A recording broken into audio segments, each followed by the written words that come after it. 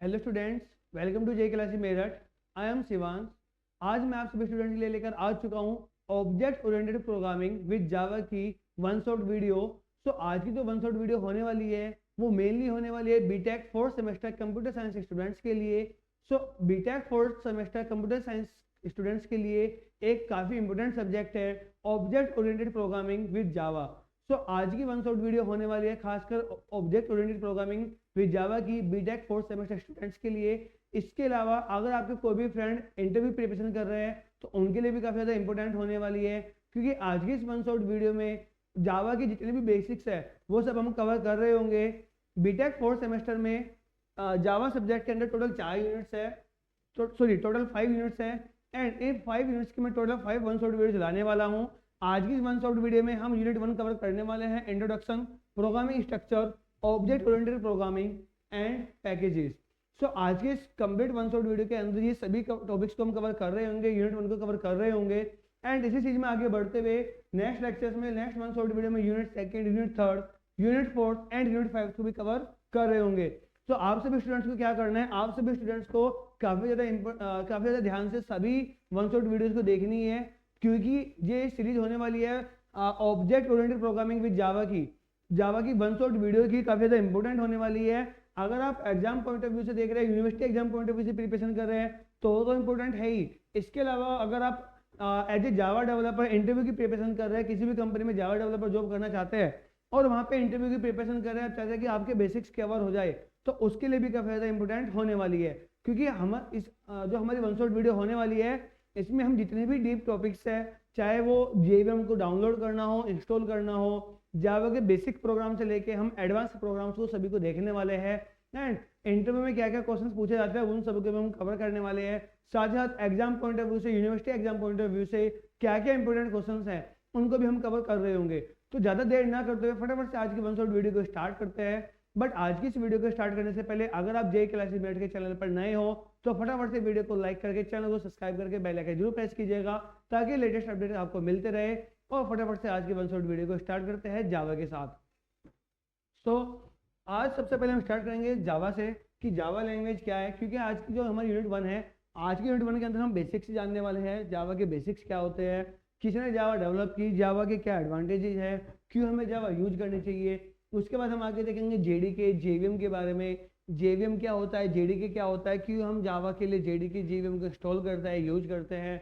आगे आगे हम देखेंगे आईडीज के बारे में, और उससे आगे हम देखेंगे प्रोग्रामिंग स्ट्रक्चर के बारे में। जैसा हमने देखा जो हमारी यूनिट है कि यहाँ पर हम देखेंगे ऑब्जेक्ट ओरिएंटेड प्रोग्रामिंग।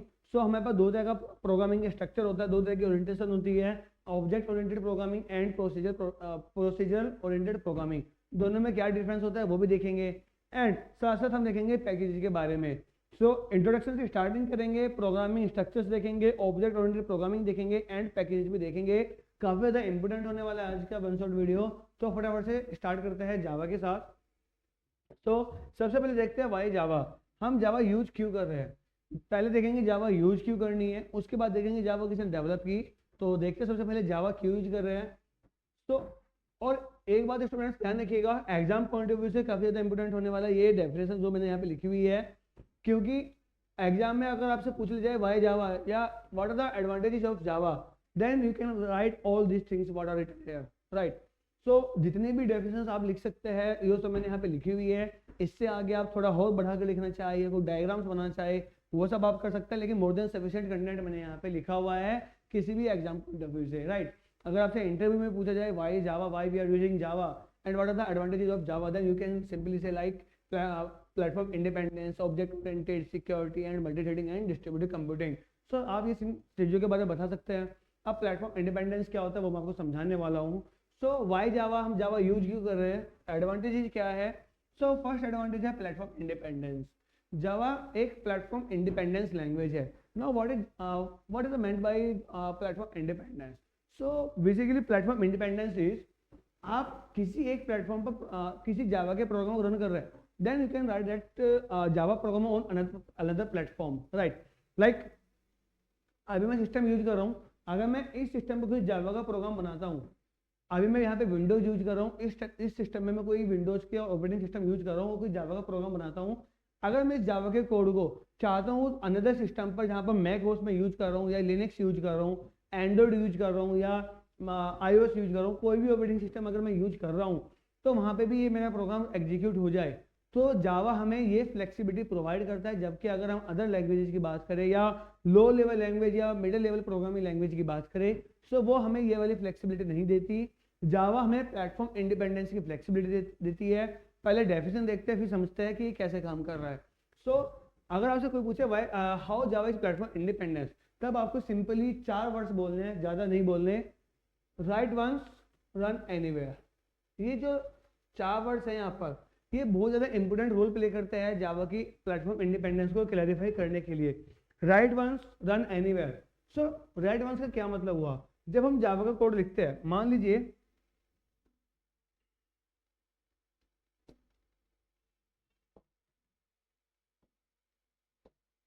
राइट, ये क्या है, यहाँ पे मैंने कुछ जावा का कोड लिखा हुआ है, यहाँ पे कुछ जावा का कोड लिखा हुआ है। अभी जो जावा का कोड होगा, ये किस लैंग्वेज में लिखा होगा? इंग्लिश लाइक लैंग्वेज में। इंग्लिश में कुछ मैंने कोड लिखा होगा, क्योंकि जावा में जब हम कोड लिखते हैं, आगे देखेंगे कैसे कोड लिखते हैं, वो प्रॉपर इंग्लिश के वर्ड्स यूज करके हम कुछ कोड लिखते हैं। अब ये जो कोड है, ये किस लैंग्वेज में लिखा हुआ है? हाई लेवल लैंग्वेज में लिखा हुआ है।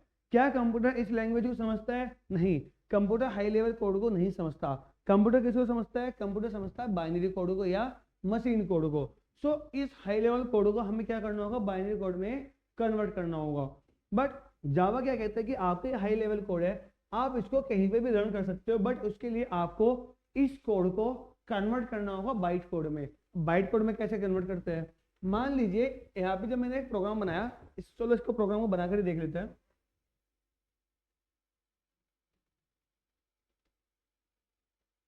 राइट, मैंने लिखा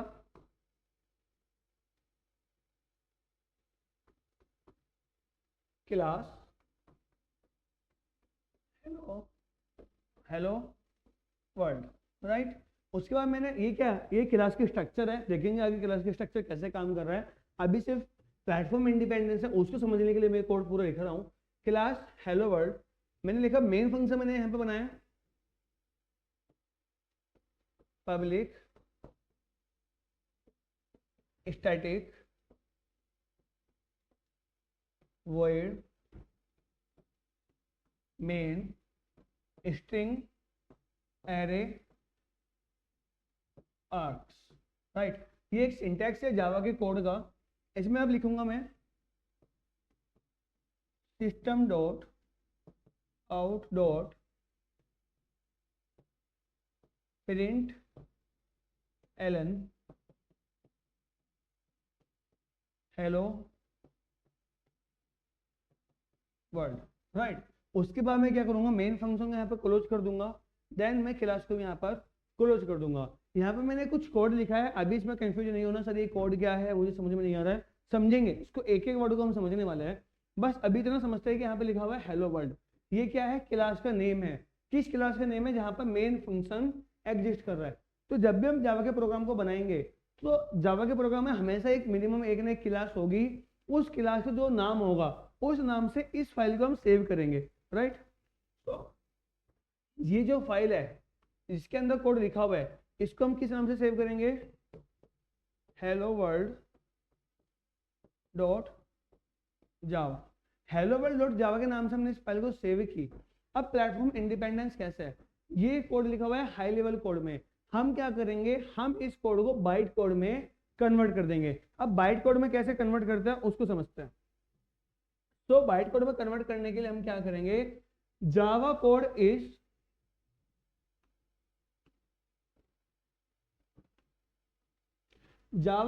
is compiled into byte code. Java के कोड को हम बाइट कोड में कंपाइल करते हैं। विच runs on any platform that has a JVM. ये किसी भी प्लेटफॉर्म पर रन कर सकता है जिसमें जेवीएम होता है। अब जेवीएम क्या होता है? Java virtual machine. जिस भी सिस्टम के अंदर, जिस भी प्लेटफॉर्म के अंदर जावा वर्चुअल मशीन होगी, उसके अंदर हम जावा के कोड को रन कर सकते हैं। राइट, सो राइट वंस, एक बार हमने कोड लिखा, रन एनीवेयर, हम उसको कहीं भी रन कर सकते हैं। उसको करने के लिए हमें क्या करना होगा? जावा के कोड को कंपाइल करना होगा। किसमें कंपाइल करना होगा? बाइट कोड में कंपाइल करना होगा, विच रन्स ऑन एनी प्लेटफॉर्म, जो किसी भी प्लेटफॉर्म पर रन कर सकता है, which has that has a JVM, उन सभी प्लेटफॉर्म पर काम कर सकता है, रन कर सकता है जिसके अंदर जेवीएम होता है, राइट। अब जेवीएम क्या होता है उसको समझना ट्राई करते हैं, राइट। इसको हम क्या करेंगे, इस कोड को जेवीएम की हेल्प से, यहां पर हम क्या यूज करेंगे, जेवीएम, इस जेवीएम की हेल्प से हम क्या करेंगे, इस कोड को कन्वर्ट कर देंगे, ये है high level code, high level या जावा कोड, राइट। इस कोड को जेवीएम की हेल्प से हम क्या करेंगे, बाइट कोड में कन्वर्ट कर देंगे। जैसे ही बाइट कोड में कन्वर्ट होगा, बाइट कोड में कुछ स्पेशल सिंबल्स होते हैं, वो कुछ हम देखेंगे किस तरह के स्पेशल सिंबल्स होते हैं जिसकी हेल्प से हम इसे बाइट कोड में कन्वर्ट करते हैं। सो बाइट कोड में हमने इसको कन्वर्ट करेंगे, इसका नाम क्या होगा, यहाँ पे हमने लिखा हुआ है डॉट जावा, यानी जावा के कोड की जो एक्सटेंशन होती है वो डॉट जावा होती है। तो यहाँ पे जो फाइल बनकर आए इसको हम क्या बोलते हैं, इसको हम बोलते हैं dot class file. Dot class file मतलब जो फाइल का नेम है, फाइल का नेम क्या है, हेलो वर्ल्ड डॉट क्लास, यानी डॉट क्लास ये फाइल हो जाएगी, राइट। सो इस तरीके से हम जावा कोड को हमने क्या किया, डॉट क्लास फाइल यानी बाइट कोड में कन्वर्ट कर दिया। इसी को हम बोलते हैं कि हमारी बाइट कोड है या फिर डॉट क्लास फाइल है। इस कोड को जहां पे भी जिस सिस्टम के अंदर, सॉरी यहाँ पे जेवीएम नहीं, जेवीएम की हेल्प से कन्वर्ट नहीं करेंगे इसको, यहां पर हम करेंगे कंपाइलर, जावा कंपाइलर। ध्यान दीजिएगा स्टूडेंट, जावा कंपाइलर हम यहाँ पे यूज करते हैं, जेवीएम यूज नहीं करते, राइट। जावा कंपाइलर क्या होता है हम आगे देखेंगे। सो जावा कंपाइलर की हेल्प से जितना भी हाई लेवल कोड लिखा था उसको हमने बाइट कोड में कन्वर्ट कर लिया।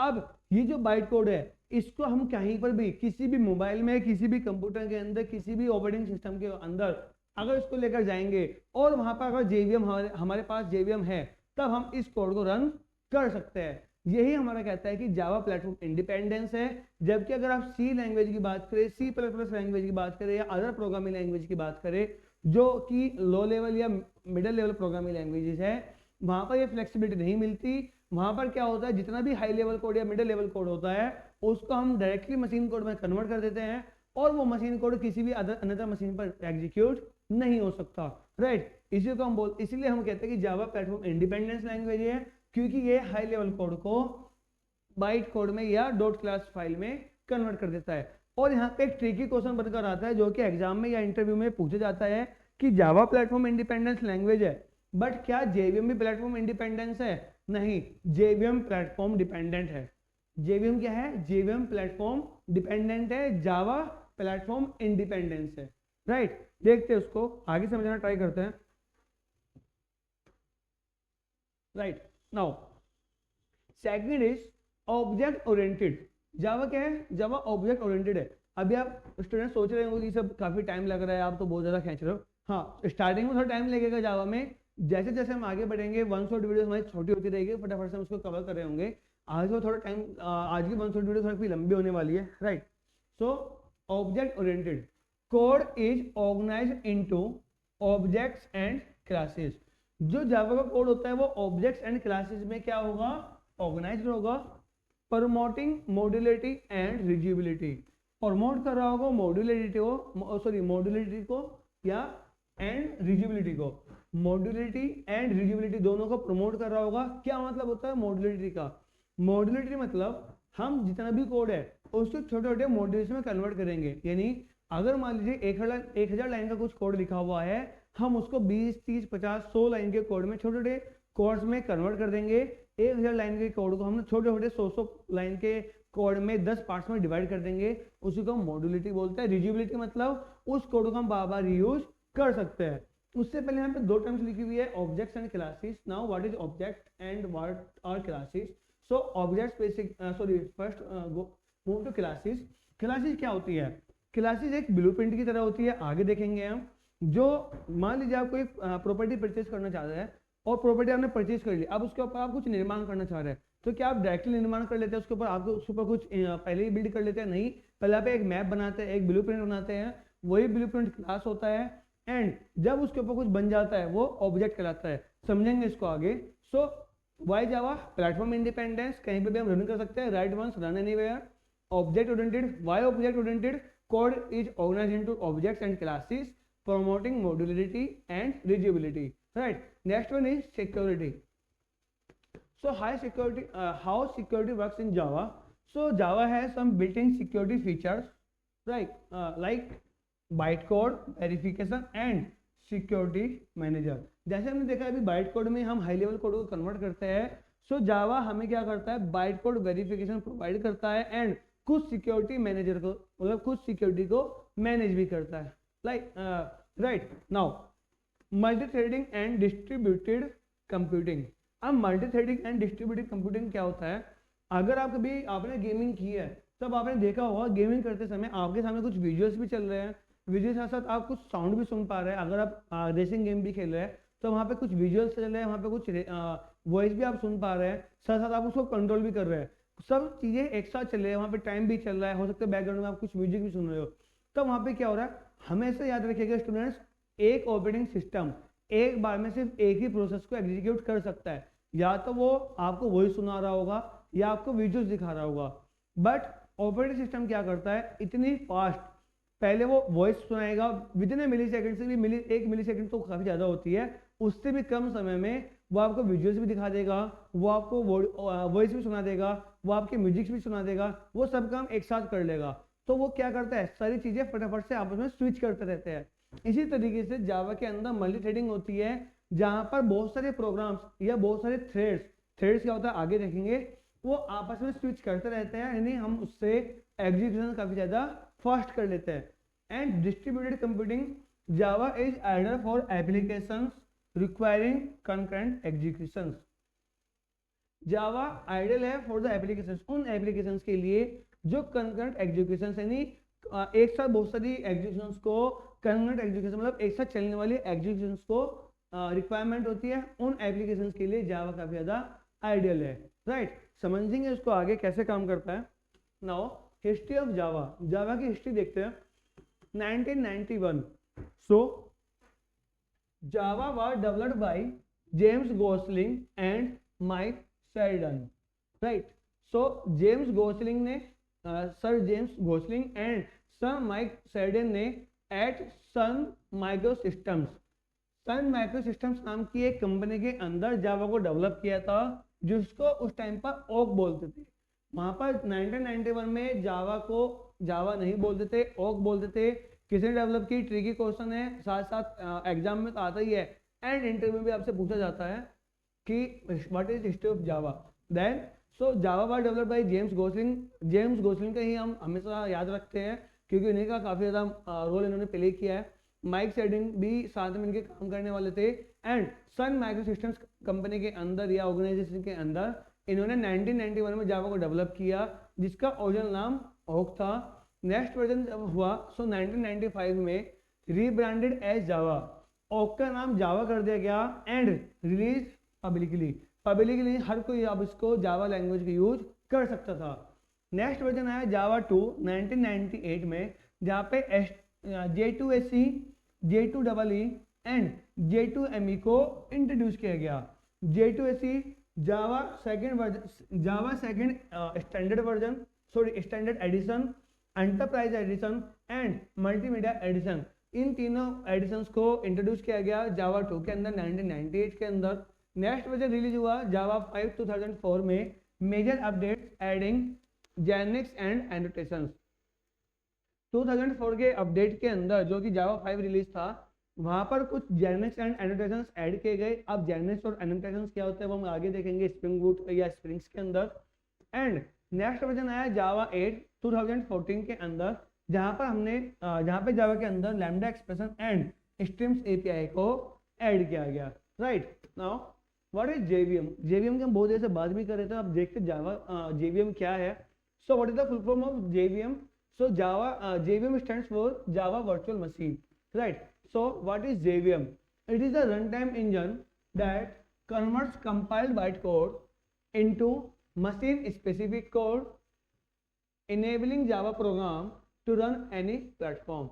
So JVM क्या करता है, it is a run time engine, ये एक रन टाइम इंजन है, कन्वर्ट करता है कंपाइल्ड बाइट कोड को, जो बाइट कोड कंपाइल्ड होकर हमारे पास आ चुका है उस कोड को इनटू मशीन स्पेसिफिक कोड। जिस मशीन में हम रन कर रहे हैं, मशीन मतलब किसी भी सिस्टम में, सिस्टम मतलब किसी भी ऑपरेटिंग सिस्टम के अंदर, जिस मशीन के अंदर, जिस ऑपरेटिंग सिस्टम के अंदर हम उसको रन कर रहे हैं उस मशीन के अकॉर्डिंग उसको कन्वर्ट करता है, enabling Java program to run any platform. Java के प्रोग्राम को प्रोवाइड कर, मतलब ये एक्सेस प्रोवाइड करता है कि आप किसी भी प्लेटफॉर्म पर रन कर सकते हो, राइट। कंपोनेंट्स, जेवीएम के अंदर कंपोनेंट्स क्या क्या होते हैं? क्लास लोडर, एक क्लास लोडर होता है, क्या करता है? लोड्स क्लास फाइल्स को लोड करता है। एग्जीक्यूशन इंजन क्या करता है? एग्जीक्यूट्स बाइट कोड, जो बाइट कोड आया उसको एग्जीक्यूट करता है। And next one is garbage collector, automatically manage memory. अगर आपने सी प्लस प्रोग्रामिंग लैंग्वेज पढ़ी हुई है तब आपने देखा होगा, अगर वहाँ पर आप डायनेमिक मेमोरी एलोकेशन करते हैं जिसको हम डीएमए बोलते हैं, राइट, डायनेमिक मेमोरी एलोकेशन, वहाँ पर अगर हम डायनेमिकली मेमोरी एलोकेट कर रहे हैं, लास्ट में हमें मेमोरी को रिलीज करना होता है, यानी फ्री करना होता है, जिसके लिए हमें क्या यूज करना होता है? फ्री फंक्शन को हमें यूज करना होता है। बट जावा में हमें कोई भी फ्री फंक्शन को यूज करने की रिक्वायरमेंट नहीं होती। जावा बाय डिफॉल्ट फ्री फंक्शन को कॉल कर देता है और जैसे ही प्रोग्राम का काम कंप्लीट हो जाता है हमारी मेमोरी फ्री हो जाती है, जिसको हम गार्बेज कलेक्टर बोलते हैं, right. So these all are the components of JVM, and JVM is the runtime engine that converts compiled byte code into machine specific code, enabling Java program to run any platform, right. So all these three are the components of JVM. आगे देखेंगे कैसे काम करता है ये। Now JRE, Java Runtime Environment। अब JRE क्या है? JRE की फुल फॉर्म होती है जावा रन टाइम एनवायरमेंट। JRE के अंदर क्या होता है? JRE contains the JVM and the libraries required to run Java program। JRE के अंदर JVM होता है एंड कुछ लाइब्रेरीज होती है जो जावा प्रोग्राम को रन करने के लिए हेल्प करती है। It does not include development tools, इसके अंदर कोई डेवलपमेंट टूल्स नहीं होते। नाउ JDK क्या होता है? JDK stands for Java Development Kit, contains both the JRE and the tools needed to develop Java programs, compiler and debugger। इसको एक डायग्राम से समझते हैं, सब आसानी से समझ में हमको आएगा ये सब चीजें। सो JVM के डायग्राम से समझते हैं,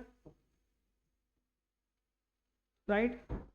now so let's see it is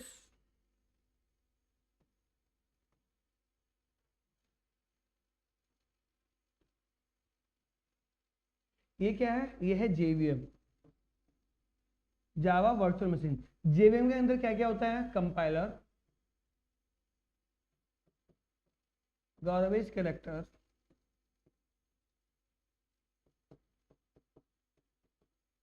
and class loader, right. JVM के अंदर क्या क्या चीजें होती है? ये सब तीनों चीजें JVM के अंदर होती है। अब JVM किसके अंदर होता है?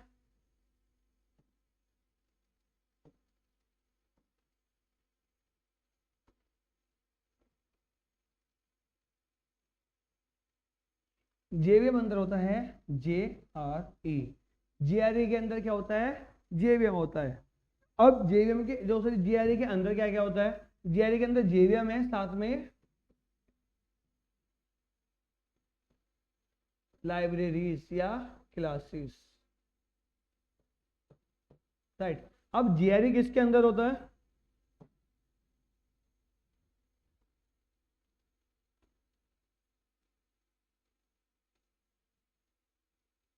JRE किसके अंदर होता है?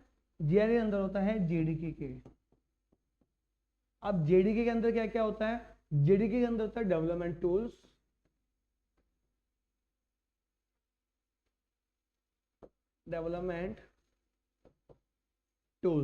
राइट। सो अगर हम देखें पेरेंट क्लास कौन है, सबसे पेरेंट कौन है? JDK। JDK के अंदर होता है डेवलपमेंट टूल्स और क्या होता है? JRE होता है। ये डायग्राम काफी ज्यादा इंपोर्टेंट है, एग्जाम में एक लॉन्ग क्वेश्चन भी आता है एंड मीडियम लेवल का क्वेश्चन भी आ जाता है। What are the differences between JDK, JRE and JVM। अगर आपसे डायग्राम बनाना आता है तब आप तीनों में डिफरेंसेस लिख सकते हैं। सो JDK के अंदर होता है development tools and JRE। JRE के अंदर होते हैं libraries, classes and JVM। And JVM के अंदर होते हैं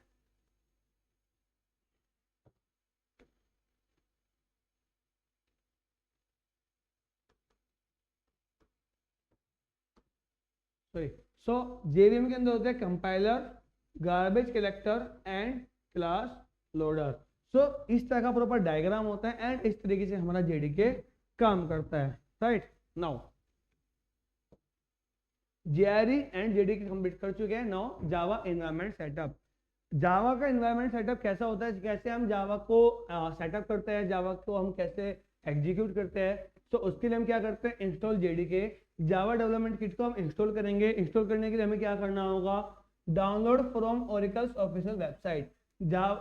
ओरेकल्स की ऑफिशियल वेबसाइट से हमें इसको डाउनलोड करना होगा, क्योंकि अभी जावा को कौन जावा का ओनर कौन है, या जावा किसके अंडर में, मतलब किस ऑर्गेनाइजेशन के अंडर काम करती है, वो ओरेकल है। सो ओरेकल ऑन करता है जेडी इसको, जावा को। सो ओरेकल की ऑफिशियल वेबसाइट से हमें जेडी को इंस्टॉल करना होगा, डाउनलोड करना होगा। Now set environment variables. Environment variables को सेट करना होगा like path and Java home. देखेंगे अभी कैसे काम करता है। And write and compile code. Write and compile code, use an IDE. हम एक आईडी यूज करेंगे, एक्लिप्स, इंटेलिजे और the terminal with javac compilation and Java execution. Right, देखो जब भी हमें किसी जावा प्रोग्राम को एग्जीक्यूट करना है या रन करना है, सबसे पहले हमें जेडीके डाउनलोड करना होगा। कहाँ से डाउनलोड करेंगे, ओरेकल्स की ऑफिशियल वेबसाइट से उसको डाउनलोड करेंगे। उसके बाद उसको इंस्टॉल करेंगे। इंस्टॉल करते समय हमें वहाँ पर पाथ सेट करना होगा। पाथ सेट करने के बाद हम एक जावा का प्रोग्राम बनाएंगे। जावा का प्रोग्राम बनाने के लिए हमारे पास बहुत सारे ऑप्शंस अवेलेबल है। हम कोई भी आईडी यानी इंटीग्रेटेड डेवलपमेंट एनवायरनमेंट यूज कर सकते हैं, जैसे एक्लिप्स आईडी एंड इंटेलिजे। इसके अलावा नेटबीन्स, बीवीएस कोड, ये सब हमारे पास अवेलेबल है, जहाँ पर हम जावा के कोड को एग्जीक्यूट कर सकते हैं। इसके अलावा हम डायरेक्टली टर्मिनल पर भी, टर्मिनल क्या होता है, ब्लैक स्क्रीन जिसको कमांड लाइन इंटरफेस भी बोलते हैं। सो वहाँ पर भी हम उसको एग्जीक्यूट कर सकते हैं। उस वहाँ पर एग्जीक्यूट करने के लिए हमें जावा सी यूज करना होता है कंपाइलेशन के लिए, एंड जावा कमांड यूज करनी होती है एग्जीक्यूशन के लिए। तो फटाफट से देर ना करते हुए सबसे पहले इंस्टॉल करते हैं जेडीके को। जेडीके कैसे इंस्टॉल होता है उसको देखते हैं। सो जेडीके इंस्टॉल करने के लिए हमें क्या करना होगा, सबसे पहले ऑफिशियल वेबसाइट पे जाना होगा।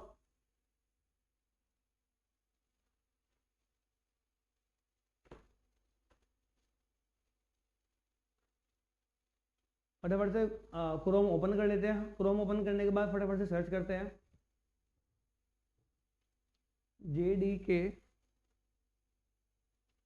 डाउनलोड। जैसे हमने सर्च किया जेडीके डाउनलोड, सबसे ऊपर एक वेबसाइट आ गई जावा डाउनलोड्स ओरेकल अरैप। राइट, सो हम क्लिक करेंगे जावा डाउनलोड्स पर। जावा डाउनलोड पर क्लिक करने के बाद हमारे पास बहुत सारे वर्जन अवेलेबल हो जाएंगे, Java 24, Java 21 and earlier version available now. Java 24, 21 और उससे पहले के जितने भी वर्जन है वो सभी अवेलेबल है। जेडीके 24 को हम यहाँ से डाउनलोड कर सकते हैं, जेडीके 21 एंड ये सब अलग अलग वर्जन है जिसको हम डाउनलोड कर सकते हैं। तो हम जेडीके 24 को चलो डाउनलोड कर लेते हैं। जेडीके 24 को डाउनलोड करने के लिए हमारा ऑपरेटिंग सिस्टम कौन सा है, विंडोज। विंडोज के लिए डाउनलोड करेंगे। सो यहाँ पे हम क्या करेंगे, डायरेक्ट इंस्टॉलर को डाउनलोड कर लेते हैं।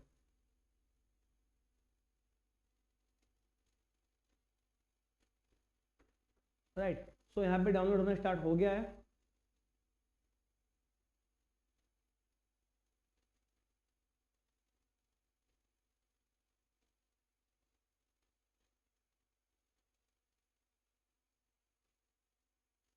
चलो यहाँ पे इंस्टॉल होता रहेगा, उससे पहले हमारे पास खुद से मतलब डाउनलोडेड है, उसको देख लेते हैं।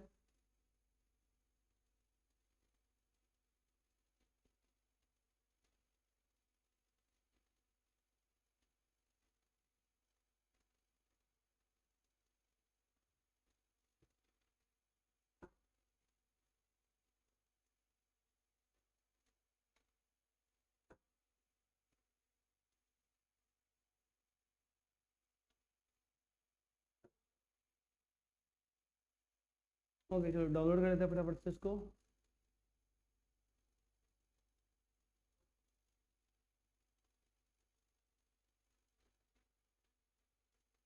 जितना जेडीके डाउनलोड हो रही है फटाफट से वीडियो को लाइक कर दीजिए स्टूडेंट्स।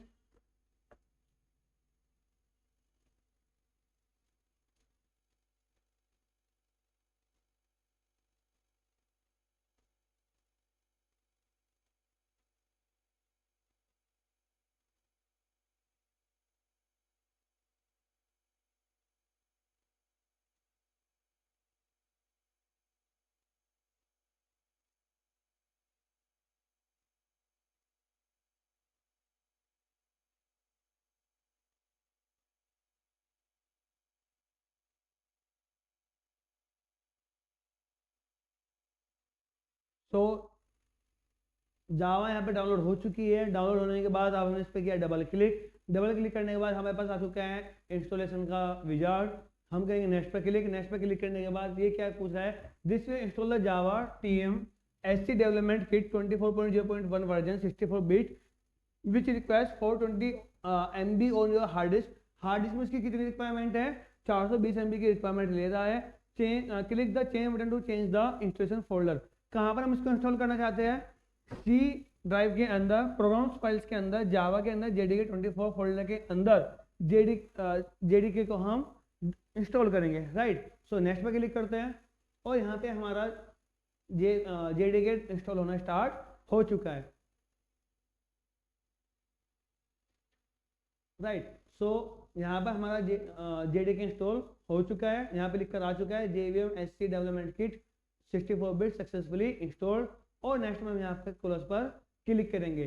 सो अगर हम देखेंगे कि हमारा जावा अच्छे से इंस्टॉल हो गया है नहीं हो गया है, तो उसके लिए हमें क्या करना होगा, सबसे पहले हम Windows+R को क्लिक करेंगे, यहाँ पर सर्च करेंगे CMD क्लिक करने के बाद यहाँ पर हम एंटर प्रेस करेंगे और सिंपली हम लिखेंगे JAVA जावा VERSION, राइट। जावा वर्जन, जैसे हम एंटर प्रेस करेंगे यहाँ पर आ जाएगा वर्जन। कौन सा वर्जन यहाँ पर हमारे पास इंस्टॉल्ड है, अभी हमने जावा 24.0.1 को डाउनलोड किया है। कब डाउनलोड किया हमने, इस डेट में हमने यहाँ पर डाउनलोड किया है इसको। प्रॉपर जितना भी सेटअप है, सॉरी कभी रिलीज हुआ, जितना भी इसके बारे में इंफॉर्मेशन है सब यहाँ पर आ चुकी है। इसका मतलब हमारा JDK इंस्टॉल हो चुका है। अब JDK इंस्टॉल करने के बाद हमें क्या करना है, प्रोग्राम को एग्जीक्यूट करना है, राइट। सो क्या क्या हमारे पास इंस्ट्रक्शंस थे, सबसे पहले में क्या करना है, इंस्टॉल JDK इंस्टॉल हो चुका है। सेट एनवायरनमेंट वेरिएबल्स ऑटोमेटिकली वो सेट हो चुके हैं। Now write and compile code, Java के कोड को हम राइट करेंगे एंड उसको कंपाइल करेंगे। कंपाइल एंड राइट करने के लिए हम देखेंगे अभी क्या यूज करते हैं, उससे पहले पढ़ते हैं next Java source file structure की तरफ, राइट। तो देखते हैं जावा का सोर्स फाइल कैसी होती है और उसका स्ट्रक्चर क्या होता है। तो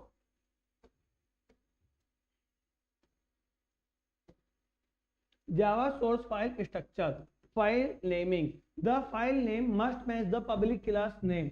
जो भी हमारी मेन क्लास होगी उसी क्लास से हमारा क्लास फाइल का नेम मैच करना चाहिए। जैसे कि मैंने यहाँ पे भी आपको बताया हुआ है कि जो भी क्लास का नेम होगा, जैसे कि यहाँ पे हाई लेवल कोड लिखा हुआ है, यहाँ पर ये सब हाई लेवल कोड लिखा हुआ है, तो इस क्लास का नेम, इस फाइल का नेम क्या होगा, हेलो वर्ल्ड डॉट जावा होगा। क्यों होगा, क्योंकि इस क्लास का नेम क्या है, हेलो वर्ल्ड है, तो इसलिए फाइल का नेम भी हेलो वर्ल्ड डॉट जावा होगा, राइट। तो फाइल नेमिंग, क्लास का जो फाइल का नेम है वो हमेशा क्लास के नेम से मैच होना चाहिए। Example hello world dot Java for public class hello world, right. अगर हम हेलो वर्ल्ड क्लास यूज करें तो उसके लिए हेलो वर्ल्ड क्लास का हमें यूज करना होगा, सॉरी हेलो वर्ल्ड डॉट जावा को यूज करना होगा। Next one is main method, every Java program starts from the main function. अगर आपने C++ प्रोग्रामिंग लैंग्वेज करी है तब आपको पता होगा कि C++ के अंदर भी कोई भी प्रोग्राम कहाँ से स्टार्ट होता है, मेन फंक्शन से स्टार्ट होता है। सेम उसी प्रकार जावा का प्रोग्राम भी कहाँ से स्टार्ट होता है, हमेशा मेन फंक्शन से स्टार्ट होता है, right. Now next example, public class hello world, public static void main string array args system dot out dot println hello world. अब यहाँ पे सब चीज़ों का मतलब समझते हैं। यहाँ पे हमने पब्लिक यूज किया हुआ है क्योंकि पब्लिक हम जब भी हम जावा का प्रोग्राम एग्जीक्यूट करते हैं सबसे पहले वो जावा का प्रोग्राम देखते हैं कि जैसे हमने हेलो वर्ल्ड डॉट जावा के नाम से उसको कंपाइल करेंगे तो ये इस पर आएगा, ये देखेगा क्या ये पब्लिक है, क्या मेरे पास इसको मतलब JVM के पास या JDK के पास इसको कंपाइल करने की परमिशन है। अगर इसकी कंपाइल करने की परमिशन होगी मतलब पब्लिक परमिशन है नहीं है। अगर पब्लिक है इसका मतलब हम इसको एग्जीक्यूट आगे कर सकते हैं, इसमें क्लास के अंदर हम जा सकते हैं। क्लास एक कीवर्ड है, पब्लिक भी एक कीवर्ड है, हेलो वर्ल्ड क्लास का नेम है। अंदर आएंगे हम public static word main, public method है, स्टैटिक यानी इसको हम चेंज नहीं कर सकते, वर्ड ये कुछ भी रिटर्न नहीं करेगा। मेन फंक्शन है, यहाँ पर हमने लिया है स्ट्रिंग एरे आर्क्स यानी स्ट्रिंग टाइप के एरे को एज ए आर्गुमेंट लेता है। एंड सिस्टम क्लास के अंदर आउट ऑब्जेक्ट की हेल्प से हम प्रिंटलन फंक्शन को कॉल कर रहे हैं। जो हेलो वर्ल्ड यानी एक स्ट्रिंग को एज ए इनपुट लेता है और जो भी डबल कोट्स के अंदर हम लिखते हैं उसको जो को तो ये प्रिंट कर देता है। देखते हैं उसको एग्जीक्यूट करके रन करके देखते हैं कैसे काम करता है। तो सबसे पहले देखते हैं कंपाइलेशन प्रोसेस। कंपाइलेशन प्रोसेस क्या कहती है? Compilation Java hello world dot Java compiles the Java code into byte code यानी हेलो वर्ल्ड डॉट क्लास में। ये एक कमांड है जिसको हमें याद रखना है, राइट। ये क्या है? कमांड है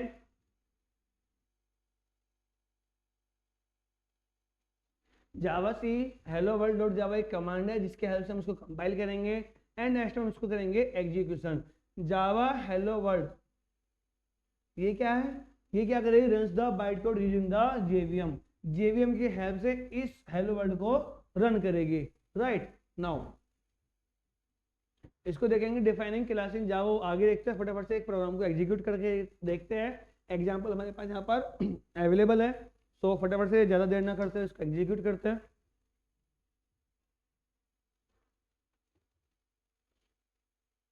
तो यहाँ पे मैंने ऑलरेडी एक प्रोग्राम बनाकर रखा हुआ है,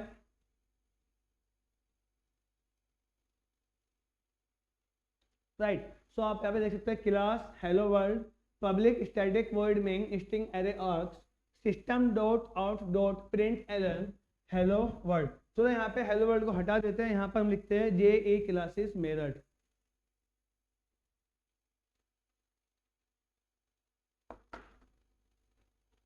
वेलकम टू जेई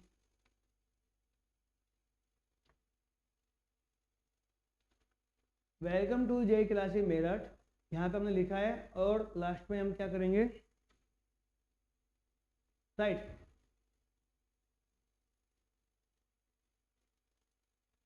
अब हम इस फाइल को करेंगे सेव। सेव करने के लिए हम क्या करेंगे, फाइल पर जाएंगे, सेव एज। क्लास का नाम क्या होगा? फाइल का नाम क्या होगा?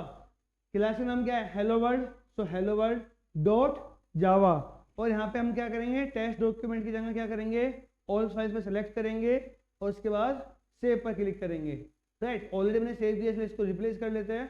फाइल हमारे यहाँ पर सेव हो चुकी है। अगर आप देखेंगे डेस्कटॉप पर मैंने फाइल को सेव किया हुआ है, ये देखे ना, इसको डिलीट कर देते हैं, राइट।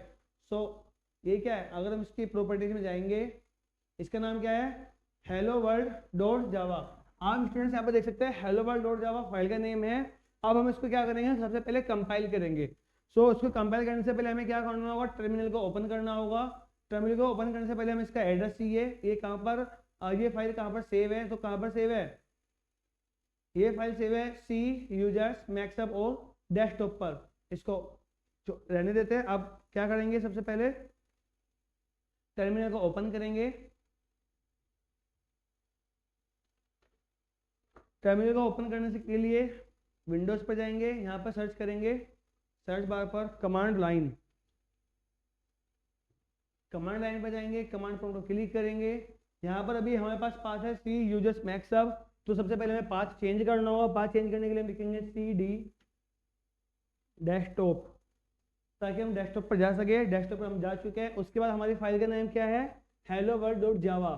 तो उसको कंपाइल करने के लिए हम क्या लिखेंगे, command Java C hello world dot Java, right. जैसे हम एंटर प्रेस करेंगे, सो यहाँ पर जैसे हमने एंटर प्रेस किया तो देखना यहाँ पर एक अलग से फाइल बनकर रेडी हो गई है।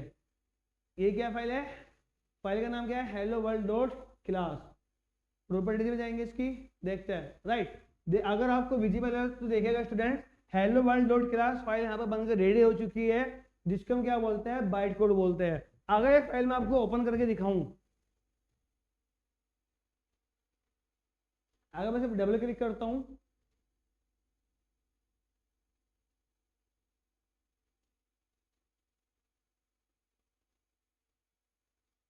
राइट। ये देखिए स्टूडेंट, जिसकी मैं बात कर रहा था कि ये होती है हमारे पास बाइट कोड फाइल। ये है वो बाइट कोड जिसको हाई लेवल कोड को जावा कंपाइलर ने एक ऐसे कोड में कन्वर्ट कर दिया जो ह्यूमन तो अंडरस्टैंडेबल नहीं है, बट जेवीएम क्या करेगा, इस कोड को मशीन कोड में कन्वर्ट इजीली कर सकता है। इसको हम बाइट कोड बोलते हैं। अब इस बाइट कोड को हम क्या करेंगे, मशीन कोड में कन्वर्ट करेंगे। जैसे मशीन कोड में कन्वर्ट होगा ये ऑटोमेटिकली एग्जीक्यूट हो जाएगा। तो इस कोड में हम कोई भी छेड़खानी नहीं करेंगे, क्योंकि अगर हम कोई भी छेड़खानी करते हैं तब क्या होगा, हमारे कोड में एरर आ सकती है, राइट। तो इसको क्लोज करते हैं। इसको रन करने के लिए क्या लिखना होगा यहाँ पर,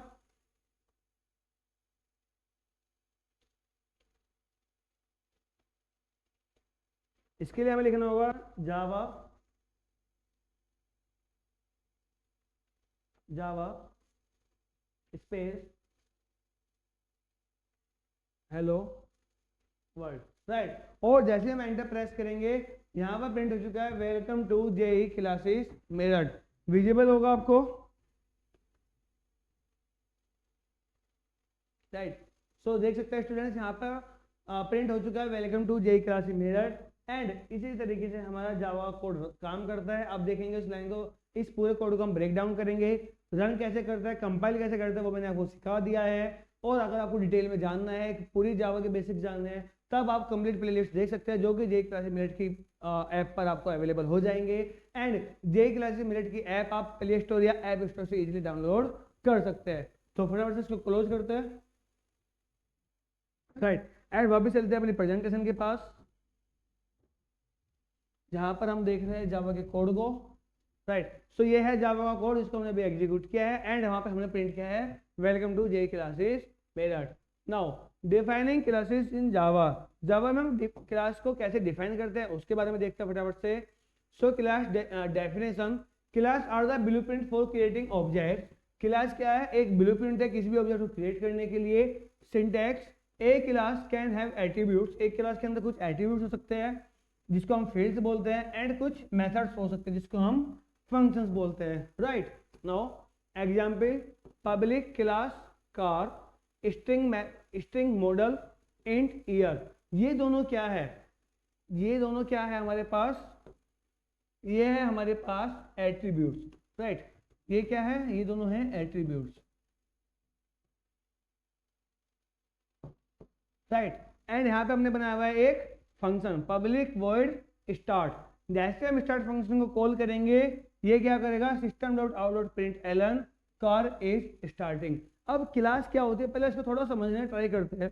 कार एक ब्लूप्रिंट है, अगर आप डेफिनेशन भी देखेंगे कार की, सो कार क्या है, एक blueprint. Classes are the blueprint for creating objects. Car नहीं, सॉरी, क्लासेस की बात कर रहे हैं यहाँ पर। क्लास क्या है, एक ब्लूप्रिंट है। ब्लूप्रिंट का क्या मतलब होता है, जैसे मैंने अभी थोड़ी देर पहले आपको बताया, ब्लूप्रिंट को आप समझिए एक नक्शे की तरह है। अगर आप एक घर बनाना चाहते हैं तो घर बनाने के लिए आपने एक प्रॉपर्टी परचेज की, उस प्रॉपर्टी को परचेज करने के बाद आप डायरेक्ट उस पर जो कह सकते हैं कि बिल्डिंग प्रोसेस है वो स्टार्ट नहीं करेंगे। सबसे पहले आप क्या करेंगे, उसका एक नक्शा बनाएंगे। उस नक्शे के यहाँ पर हो सकता है कि इस तरह का आपने कुछ नक्शा बनाया हो कि यहाँ से एंट्रेंस है या यहाँ से एग्जिट है, यहाँ पर रूम नंबर 1, रूम 2, एंड यहाँ पे कुछ और हो सकता है, वॉटएवर। यहाँ पे किचन हो सकती है। आर्किटेक्ट नहीं हूँ मैं, तो हाँ मतलब मान सकते हैं कि ओवरव्यू हमने यहाँ पे लिया है। ये क्या है, एक ब्लूप्रिंट है, एक नक्शा है।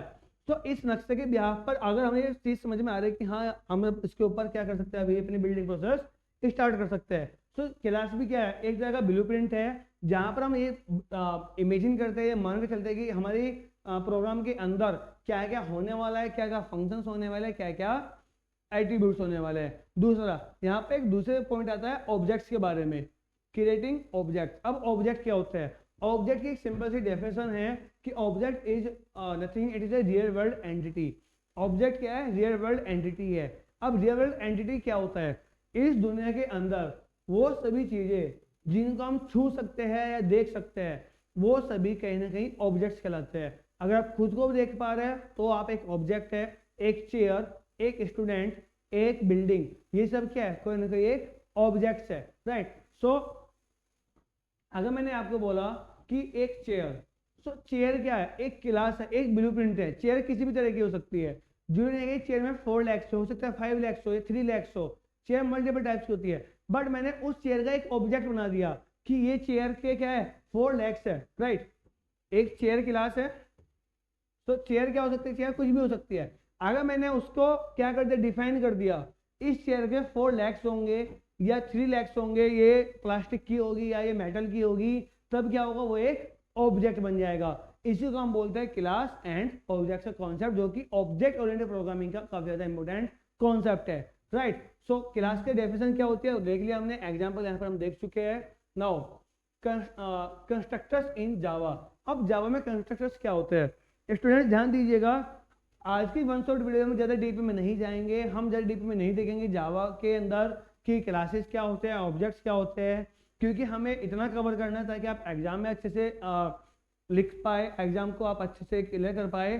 तो अगर आपको डिटेल में जानना है क्लासेस के बारे में, ऑब्जेक्ट्स के बारे में, तो आप जाके पूरी प्लेलिस्ट को विजिट कर सकते हैं जे क्लासीमेट की ऐप के ऊपर। बट यहाँ पर हम ओवरव्यू ले रहे हैं सभी टॉपिक्स का। सो जावा क्लासेस एंड ऑब्जेक्ट्स हम कवर कर चुके हैं। नाउ आगे बढ़ते हैं कंस्ट्रक्टर की तरफ। कंस्ट्रक्टर क्या होता है, special method used to initialize objects. ये एक स्पेशल टाइप का मेथड होता है। मेथड मतलब एक फंक्शन होता है, राइट। जैसे आपने C++ प्रोग्रामिंग लैंग्वेज पढ़ी होगी, तब वहां पर आपने फंक्शंस पढ़े होंगे, उन्हीं फंक्शंस को हम जावा के अंदर मेथड्स बोलते हैं। सो ये स्पेशल टाइप का एक मेथड है, क्या करता है, मेथड ऑब्जेक्ट्स को इनिशियलाइज करने के काम आता है। कितने टाइप्स होते हैं इसके, डिफॉल्ट कंस्ट्रक्टर होता है एंड पैरामीटराइज्ड कंस्ट्रक्टर होता है। तो डिफॉल्ट कंस्ट्रक्टर क्या करता है, provided if no constructor is defined. ये प्रोवाइड किया जाता है अगर कोई भी कंस्ट्रक्टर हमने खुद से नहीं बनाया है। एंड पैरामीटराइज्ड कंस्ट्रक्टर क्या करता है, used to initialize objects with specific values. क्या करता है, इनिशियलाइज ऑब्जेक्ट्स को इनिशियलाइज करने के काम आते हैं कुछ स्पेसिफिक वैल्यूज के साथ, राइट। जब हमें कुछ स्पेसिफिक वैल्यूज को इनिशियलाइज करना हो ऑब्जेक्ट्स के अंदर, उस टाइम पर हम क्या करते हैं, पैरामीटराइज्ड कंस्ट्रक्टर को यूज करते हैं।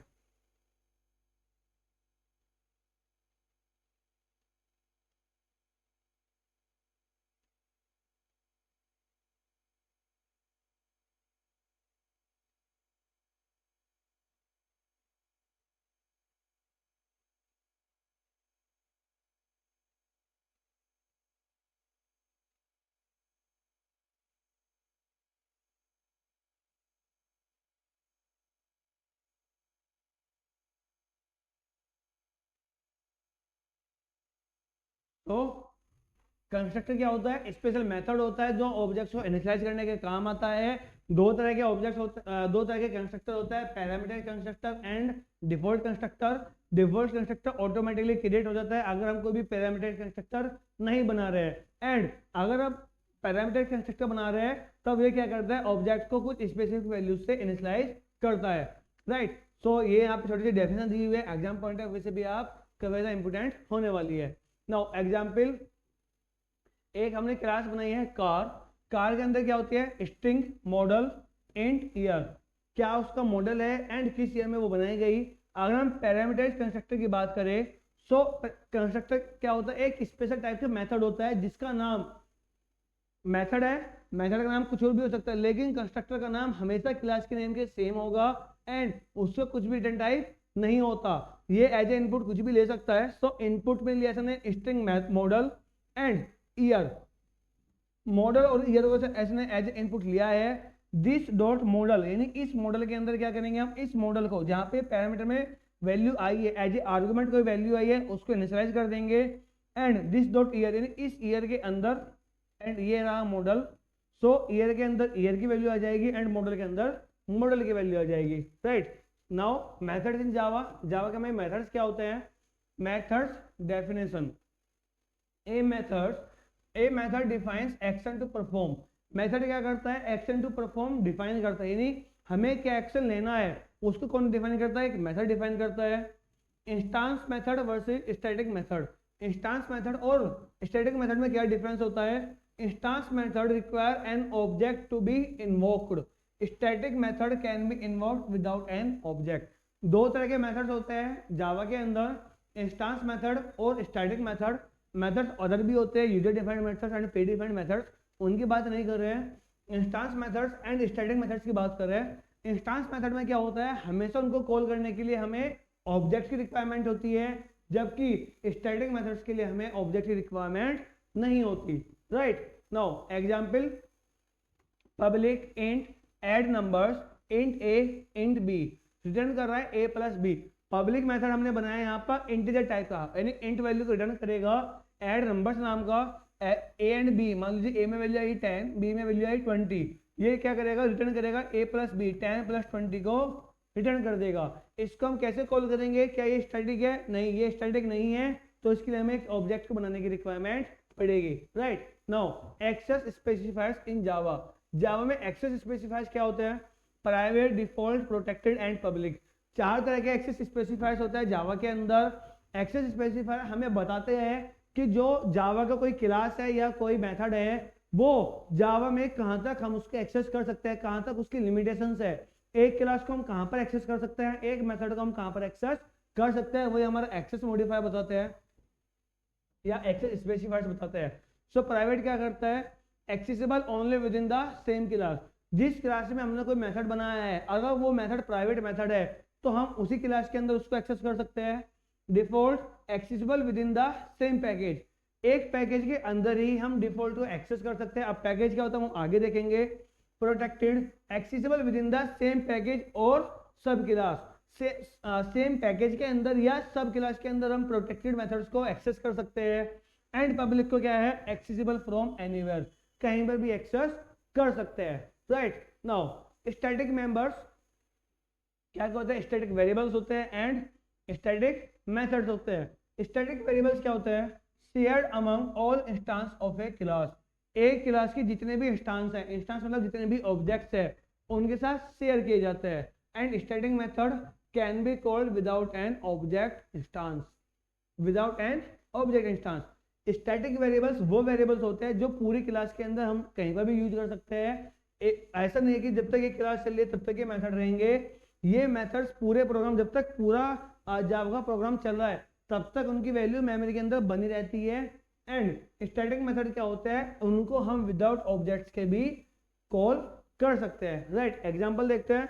क्लास काउंटर, काउंटर नाम की क्लास बनाई है। Static int count equals to 0, public static void increment, increment method बनाया वॉइड टाइप का एंड स्टैटिक टाइप का। काउंट प्लस प्लस, अगर मैं इस इंक्रीमेंट मेथड को कॉल करता हूं, जैसे मैंने इस इंक्रीमेंट मेथड को कॉल किया, काउंट की वैल्यू क्या होगी, प्लस प्लस। अभी वैल्यू कितनी थी, 0, सो वैल्यू कितनी हो जाएगी, अभी प्लस प्लस का मतलब 1 हो जाएगी। अगर मैंने फिर से इंक्रीमेंट मेथड को कॉल किया, सो अभी फिर से मेथड को कॉल करते ही अभी काउंट की वैल्यू कितनी हो चुकी है, 1। ये फिर से पूरा प्रोग्राम को नहीं देखेगा, ये देखेगा कि काउंट की वैल्यू 1 हो चुकी है, अब इसको क्या कर देगा, ये 2 कर देगा। राइट अगर यहाँ पे ये स्टैटिक ना होता तब ये क्या, यहाँ पे स्टैटिक ना होता, यहाँ पे स्टैटिक ना होता, तब ये क्या करता, ये हर बार इसके वैल्यू 0 करता, उसके बाद उसको हर बार 1 करता, फिर 0 करता, फिर 1 करता। बस यहाँ पे क्या स्टैटिक वेरिएबल्स है तो उसकी वैल्यू को हर बार इंक्रीमेंट करता रहेगा। Right now final members, final variables can not be change once initialize. Final members क्या होता है, एक फाइनल मेंबर्स क्या क्या होते हैं, फाइनल वेरिएबल भी हो सकता है जिसको हम चेंज नहीं कर सकते इनिशियलाइज करने के बाद।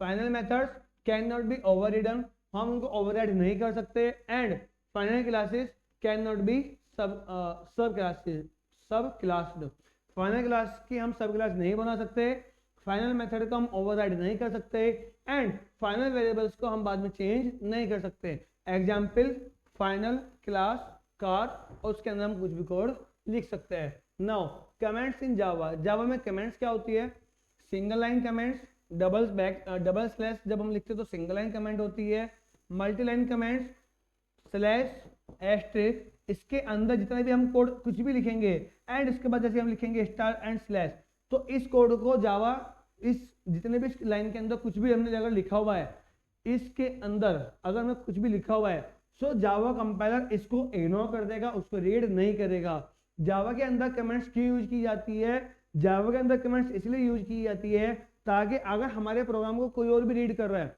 मान लीजिए हमने एक प्रोग्राम बनाया तब वहां पे कुछ कमेंट्स लिखेंगे, उन कमेंट्स के जरिए मान लीजिए मैंने हेलो वर्ल्ड का फर्स्ट प्रोग्राम बनाया तब मैं ऊपर एक कमेंट लिखूंगा, this is a first program, कैसे लिखूंगा, this is a first program to print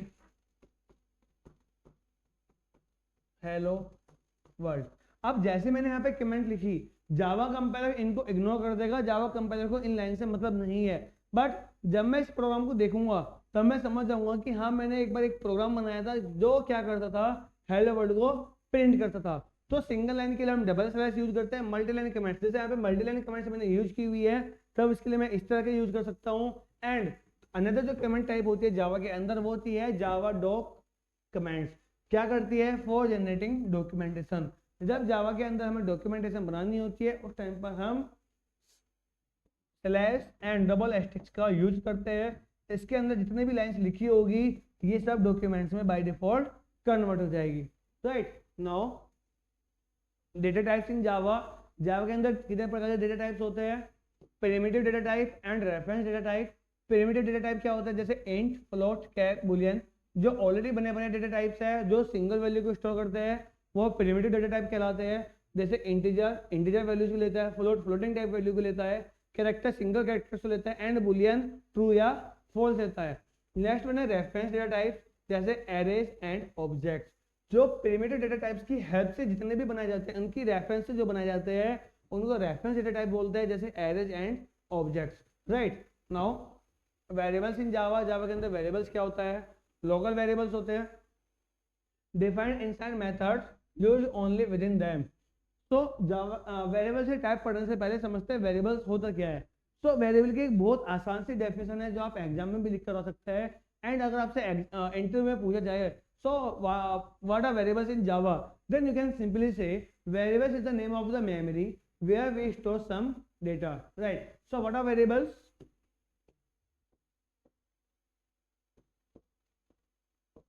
Variable is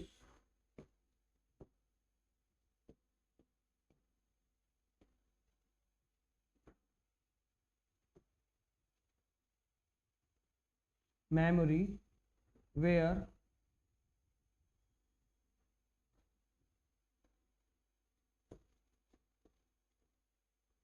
we store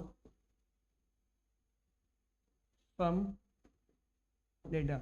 जैसे मेमोरी में हम जब भी कोई वेरिएबल बनाते हैं सो मेमोरी के अंदर वो जो उसकी वैल्यू होगी वो स्टोर हो जाती है। सो जहाँ पे मेमोरी के अंदर कोई वैल्यू स्टोर हो रही है उस मेमोरी के एड्रेस के ही हम एक नाम रख देते हैं जिसको हम आसानी से समझ सके, उसी को हम वेरिएबल बोलते हैं।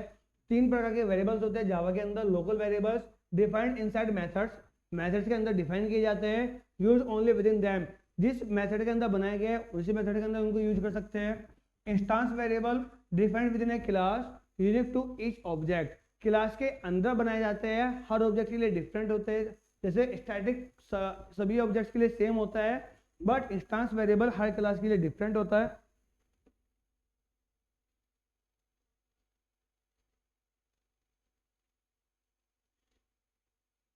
And class variables defined with the static keyword shared across all instances, जो स्टैटिक कीवर्ड्स की हेल्प से बनाए जाते हैं एंड क्लास की जितने भी इंस्टेंस है उनके साथ शेयर किए जाते हैं वो क्लास वेरिएबल्स कहलाते हैं। Right now operations in Java. Java के अंदर क्या क्या ऑपरेशंस होते हैं?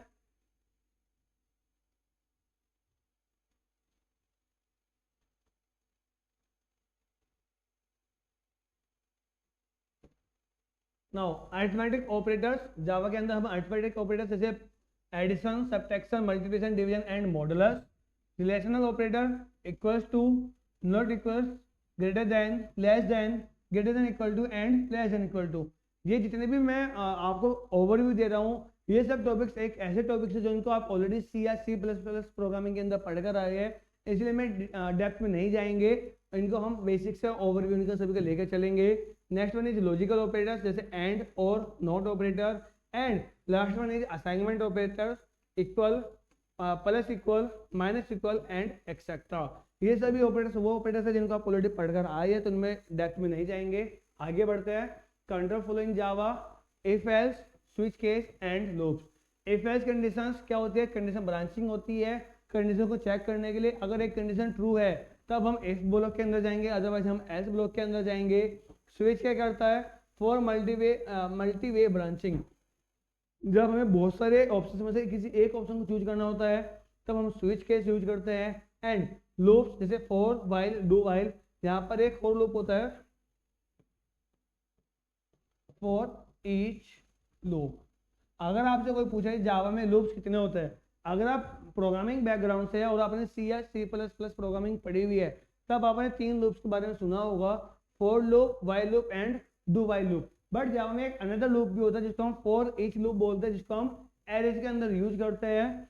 लेकिन अगर आपसे कोई पूछे कितने लूप्स होते हैं, तब 4 लूप्स होते हैं, बट मेन कितने लूप्स होते हैं, तब 3 लूप्स होते हैं, राइट। अब तीनों लूप्स क्या काम करता है ऑलरेडी आपको पता है, तो उसमें डेप्थ में नहीं जाएंगे, आगे बढ़ते हैं फटाफट से। Now arrays and string in Java. Arrays and strings क्या होते हैं जावा के अंदर, उन पर फटाफट से देख लेते हैं। Arrays fixed size collection of elements. Arrays क्या है, fixed size collection of elements है, यानी सेम टाइप के डेटा को जब हमें इंसर्ट करना होता है एक ही वेरिएबल के अंदर, तब हम एरेज यूज करते हैं। ये फिक्स्ड साइज होता है, यानी एक बार इसको जो साइज डिक्लेयर कर दिया गया उसके हम बाद में चेंज नहीं कर सकते। मान लीजिए हमें 100 स्टूडेंट्स के डेटा को एक सिंगल वेरिएबल के अंदर स्टोर करना है। हमें एक सॉफ्टवेयर बनाया है जहां पर एक क्लास के अंदर 100 स्टूडेंट्स हैं, उन सभी 100 स्टूडेंट्स का हमें जितने मार्क्स है उनको स्टोर करके रखना है। तब हम कैसे करेंगे, या तो हमें 100 वेरिएबल्स बनाने होंगे, दूसरा ऑप्शन हमारे पास अवेलेबल होता है एरे का। एरे में हम क्या करते हैं, एक सिंगल वेरिएबल के अंदर हम एक वेरिएबल बनाएंगे फ्लोट मार्क्स नाम का। उस मार्क्स नाम के वेरिएबल का हम देंगे 100 साइज, जो देंगे 100 साइज देंगे, राइट। कैसे, फ्लोट मार्क्स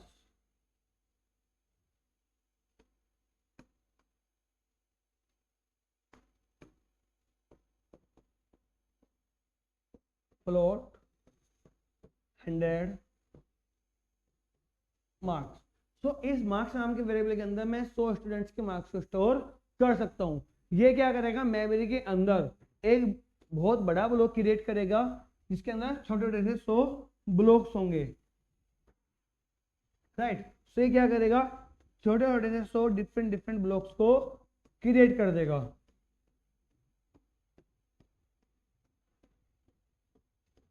राइट। सो हर ब्लॉक का साइज कितना होगा, फ्लोर कितने बाइट्स का होता है, 4 बाइट्स का। तो 4 बाइट से डिफरेंट ब्लॉक्स को क्रिएट कर देगा। इंडेक्सिंग कहां से स्टार्ट होगी, 0 से 0 1 2 3 4 5 6 7 एंड सो ऑन, राइट। सो इस तरीके से हमारा जावा के अंदर एरे काम करता है। यहाँ पे हमने एक एग्जांपल बनाया हुआ भी है, इंट ए आर आर 1 2 3। सो ये क्या करेगा, मेमोरी के अंदर 3 ब्लॉक्स बनाएगा, 1 2 3। क्या नाम है एरे का, ए आर आर, राइट। सो इस तरीके से एरे बनता है। Next one is strings, immutable sequence of character. Immutable sequence of character, immutable मतलब जिसको हम चेंज नहीं कर सकते, उन कैरेक्टर्स का सीक्वेंस ही स्ट्रिंग कहलाता है। जैसे मैंने लिखा स्ट्रिंग नेम जावा, सो इस नेम को मैं बार बार चेंज नहीं कर सकता, इसलिए हम स्ट्रिंग्स यूज करते हैं, राइट। स्ट्रिंग क्या है, array of characters, right. Now object oriented programming principles. तो हम जावा का introduction and programming structure complete कर चुके हैं, एंड अब हम आ चुके हैं अपने नेक्स्ट टॉपिक पर, जो कि है object oriented programming principles.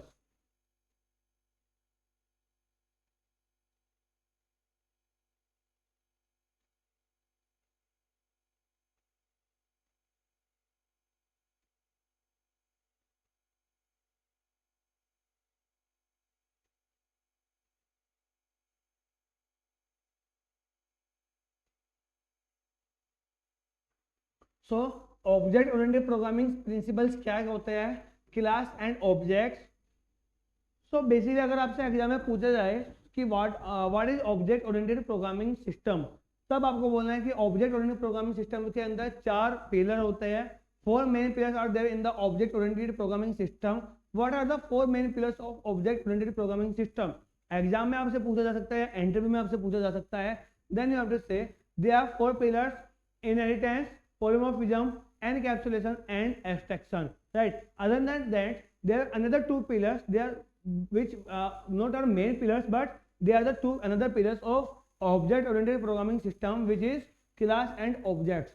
So object oriented programming system के अंदर टोटल 6 pillars होते हैं, inheritance, polymorphism, abstraction and encapsulation, जो कि 4 मेन pillars है।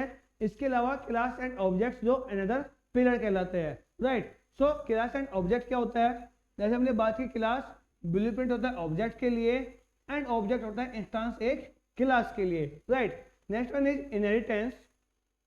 इनहेरिटेंस क्या करता है, सुपर क्लास या सब क्लास। ए सब class inherits method and properties from a super class.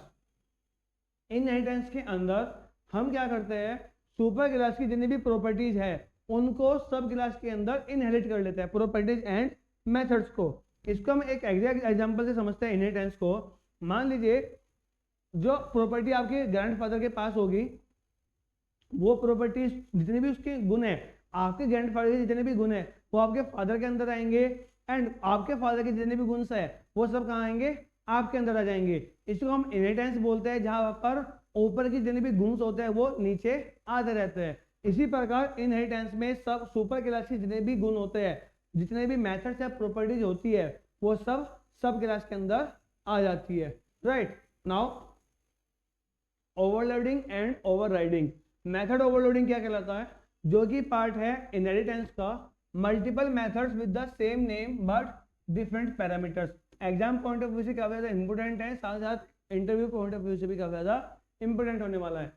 So method overloading में क्या करते हैं हम, multiple methods with the same name but different parameters.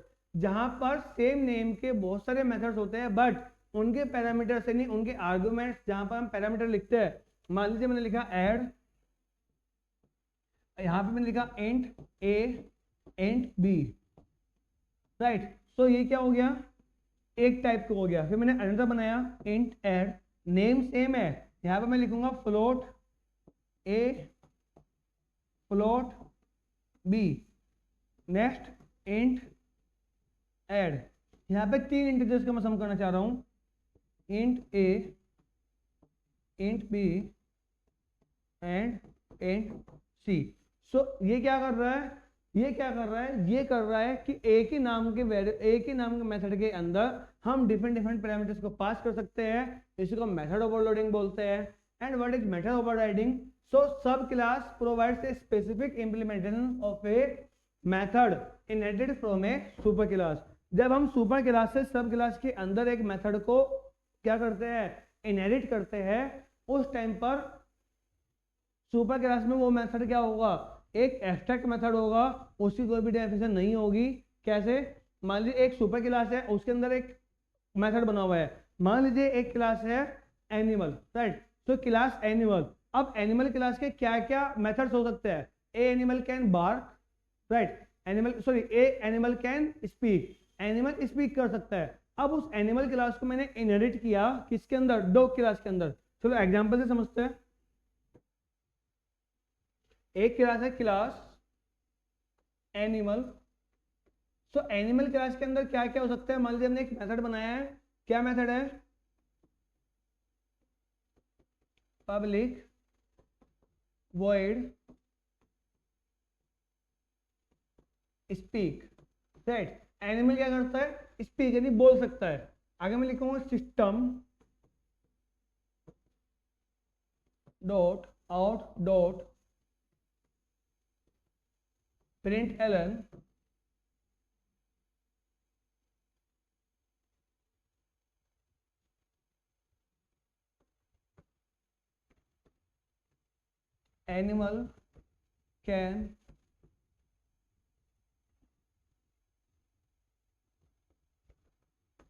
Animal can speak, right. ये हो गई मेरे पास एक क्लास एनिमल क्लास। अब मैं अनदर क्लास बनाता हूं,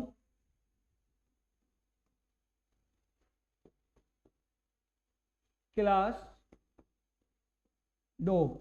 अब इस दो क्लास को मैं इनहेरिट करूंगा एनिमल क्लास से, तो इसके लिए मैं क्या लिखूंगा, मैं लिखूंगा एक्सटेंड्स। एक्सटेंड्स एक कीवर्ड है जो इनहेरिटेंस में काम आता है एनिमल क्लास को। जैसे मैंने एनिमल क्लास को एक्सटेंड किया डॉग क्लास के अंदर, तो ये मेथड स्पीक मेथड ऑटोमेटिकली मैं यहाँ पर यूज कर सकता हूँ और उसको मैं चेंज भी कर सकता हूँ। फिर मैंने लिखा public void speak,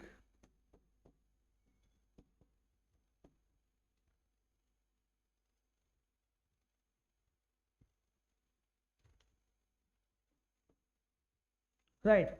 next system dot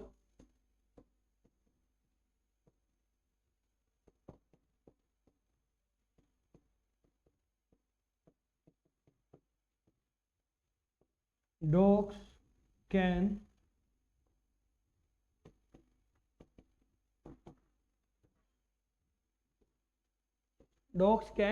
bark, right. So यहाँ पे हमें ध्यान देना है। अब एनिमल क्लास क्या है? एक पेरेंट क्लास है। किसी भी जानवर क्या है, जानवर के अंदर एक खास बात होती है कि वो स्पीक यानी बोल सकता है।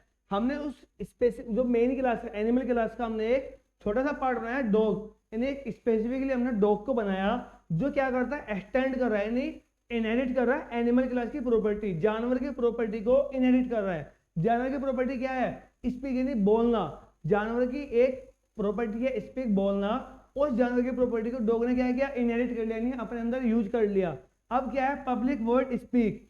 अब ये फंक्शन, जो फंक्शन एनिमल का था, एनिमल का फंक्शन था बोलना, डॉग के भी क्या फंक्शन है? सेम, बोलना। डॉग भी बोल सकता है, बट डॉग क्या बोलेगा? Dog can bark, dog bark कर सकता है, कुत्ता भौंक सकता है, जबकि एनिमल कैन स्पीक। अगर हम जनरली बोले एनिमल, मैंने कहा क्या एनिमल कुछ बोलता है? तब आप क्या बोलेंगे? क्या एनिमल भौंकता है? नहीं। क्या सारे एनिमल भौंकते हैं? नहीं। क्या सारे एनिमल जो है फोर लैक्स के होते हैं? नहीं। हो सकता कोई 2 लैक्स का हो, कोई 3 लैक्स का हो, कोई 4 लैक्स का हो। सॉरी 3 लैक्स का तो नहीं होता, 2 लाख या 4 लाख का होगा, राइट। सो कुछ हमने कहा एनिमल, एनिमल कुछ भी हो सकता है। एनिमल कैन बार्क, नहीं। क्या एनिमल बार्क नहीं करता? एनिमल कैन म्याऊ, नहीं, एनिमल म्याऊ नहीं करता। बट जब मैंने स्पेसिफिकली बताया डॉग, सो हमें पता है डॉग हमेशा बार्क करता है। क्या डॉग कभी म्याऊ करता है? नहीं, डॉग कभी म्याऊ नहीं करता। या अगर मैंने बनाया कैट क्लास, तो क्या कैट कभी बार्क कर सकती है? कैट भौंक सकती है? नहीं। Cat can meow only, right. So इसी तरीके से हमारा इनहेरिटेंस काम करता है और इसी तरीके से हमारा मेथड ओवरराइडिंग भी काम करता है, राइट। फिर से आगे बढ़ते हैं अपनी प्रेजेंटेशन की तरफ। Now polymorphism. पॉलीमॉर्फिज्म क्या कहता है? The ability to use a single interface to represent different underlying forms. जैसे हमने अभी देखा कि मेथड ओवरलोडिंग के अंदर हमने जैसे यहाँ पे देखा मेथड ओवरलोडिंग में कि सेम नाम के फंक्शंस है बट डिफरेंट डिफरेंट काम कर रहे हैं। सेम यही काम कौन करता है? पॉलीमॉर्फिज्म कहता है। मेथड ओवरलोडिंग किसका पार्ट है? पॉलीमॉर्फिज्म का। साथ ही मेथड ओवरराइडिंग भी पॉलीमॉर्फिज्म का काम है, जहां पर एक ही नाम का फंक्शन होगा बट ये डिफरेंट डिफरेंट काम कर रहा होगा। पॉलीमॉर्फिज्म 2 वर्ड से मिलकर बना है, पॉली प्लस मॉर्फिज्म, जिसका मतलब होता है पॉली मतलब मैनी, मॉर्फिज्म मतलब होता है फॉर्म्स। तो क्या मतलब है उसका? मैनी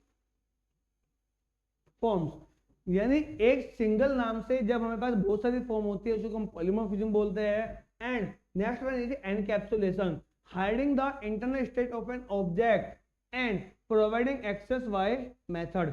जब हम किसी भी ऑब्जेक्ट की इंटरनल सिचुएशंस को या इंटरनल स्टेट को हाइड करके उसको सिर्फ मेथड्स की हेल्प से प्रोवाइड करते हैं या एक्सेस प्रोवाइड करते हैं, उसी को हम एनकैप्सुलेशन बोलते हैं। जिसको इन डेप्थ अगर आपको सीखना है एनकैप्सुलेशन, इनहेरिटेंस, पॉलीमॉर्फिज्म, आप जे क्लासेस नेट की ऐप डाउनलोड करके वहां पर इजीली उसको इन डेप्थ समझ सकते हैं, राइट। आगे बढ़ते हैं।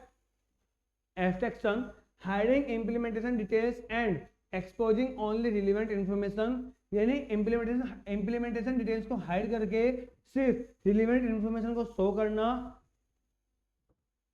Right. Now interfaces and abstract classes. अब इंटरफेस क्या होता है एंड एब्स्ट्रैक्ट क्लास क्या होता है? Interfaces defining a contract without implementation. Interface क्या कहता है? जितने भी हमारी क्लास के अंदर मेथड्स होंगे हम उनमें से किसी भी मेथड को डिफाइन नहीं करेंगे। डिफाइन से contract without implementation. Syntax, interface keyword का यूज करेंगे। माई इंटरफेस, कोई भी नाम रख सकते हैं हम यहाँ पर। वॉइड, माई मेथड, और डेट पर हम सेमीकोलन यूज करते हैं। यहाँ पर हम किसी भी मेथड की डेफिनेशन नहीं देंगे। एब्स्ट्रैक्ट क्लास क्या कहती है? कैन हैव बोथ एब्स्ट्रैक्ट यानी अनइम्प्लीमेंटेड एंड कंक्रीट यानी इम्प्लीमेंटेड मेथड्स। एब्स्ट्रैक्ट क्लास के अंदर एब्स्ट्रैक्ट मेथड भी हो सकते हैं एंड नॉन एब्स्ट्रैक्ट मेथड यानी इम्प्लीमेंटेड मेथड और अनइम्प्लीमेंटेड मेथड भी हो सकते हैं, जबकि इंटरफेस के अंदर सिर्फ अनइम्प्लीमेंटेड मेथड्स ही अवेलेबल रहेंगे। सिंटैक्स, एब्स्ट्रैक्ट क्लास का सिंटैक्स क्या होता है? Abstract class my abstract, abstract void my method. इसको हम यहाँ पे डिफाइन कर भी सकते हैं और नहीं भी कर सकते हैं, वो टोटली हमारी मर्जी है, राइट। नाउ पैकेजेस इन जावा, जावा में पैकेज क्या होता है? Now defining package, A package is a group of related classes and interfaces. Package क्या होता है? पैकेज होता है ग्रुप ऑफ रिलेटेड क्लासेस, जितने भी एक क्लासेस है, जितने भी इंटर रिलेटेड क्लासेस है, जब हमको एक ग्रुप में कन्वर्ट कर देते हैं वो ये एक पैकेज कहलाता है। पैकेज अगर हम सिंपली बोले, जैसे एक फोल्डर के अंदर दूसरा फोल्डर होता है, दूसरे फोल्डर के अंदर बहुत सारे सब फोल्डर्स होते हैं, सेम इसी प्रकार पैकेज काम करता है।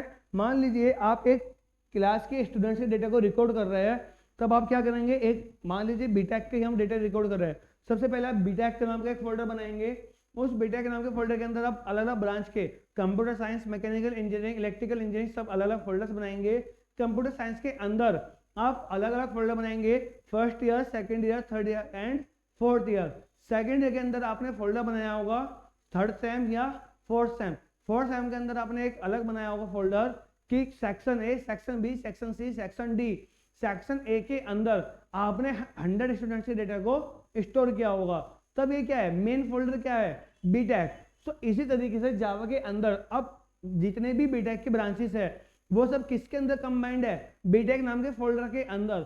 सो ये सभी जितने भी बीटेक के ब्रांचेस है कैसे रिलेट करेंगे आपस में, क्योंकि ये सब बीटेक की ब्रांचेस है।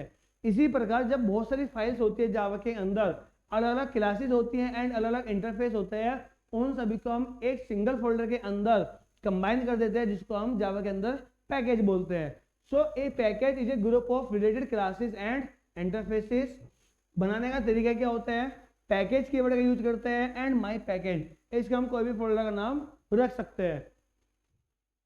Setting class path, class path कैसे सेट करते हैं, define where the compiler should look for class file. जहां पर हम क्लास फाइल को ढूंढना चाह रहे हैं वहां पर हम क्लास पाथ को सेट करेंगे। कैसे, define where the compiler should look for class file. जब भी हमें क्लास पाथ को सेट करना होता है हम वहीं पर क्लास पाथ को सेट करते हैं जहां पर हम चाहते हैं कि हमारी क्लासेस अवेलेबल रहे।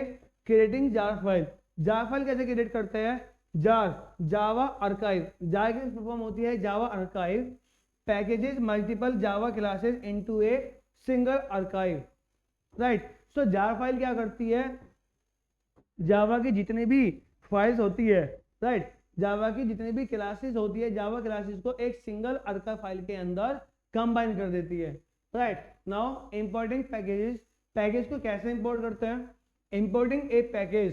सो use import keyword, use import keyword to use classes from another package. Another package से अपने पैकेज के अंदर क्लास को यूज करने के लिए हम इंपोर्ट कीवर्ड का यूज करते हैं। Static import allows importing static members, जब हमें स्टैटिक मेंबर्स को इंपोर्ट करना होता है तब हम स्टैटिक इंपोर्ट को यूज करते हैं। अगर हम एग्जांपल देखें, अगर हमें स्कैनर क्लास को यूज करना है, अगर हमें जावा के अंदर प्रिंटफ या स्कैनर को यूज करना है, मतलब हमें इनपुट लेना है, तो जावा के अंदर इनपुट लेने के लिए हमें स्कैनर क्लास को इंपोर्ट करना होता है। एक एग्जांपल से समझते हैं, अगर हमें इनपुट लेना है तो इनपुट लेने के लिए हमें क्या करना होगा, इनपुट लेने के लिए हमें सबसे पहले क्या करना होगा, हमें करना होगा import Java dot util dot scanner. So Java folder के अंदर util नाम का एक फोल्डर होगा, उसके अंदर एक स्कैनर नाम की क्लास होगी। तो हमने यहाँ पे इसको इंपोर्ट कर लिया है, हमने अपनी क्लास बनाई है class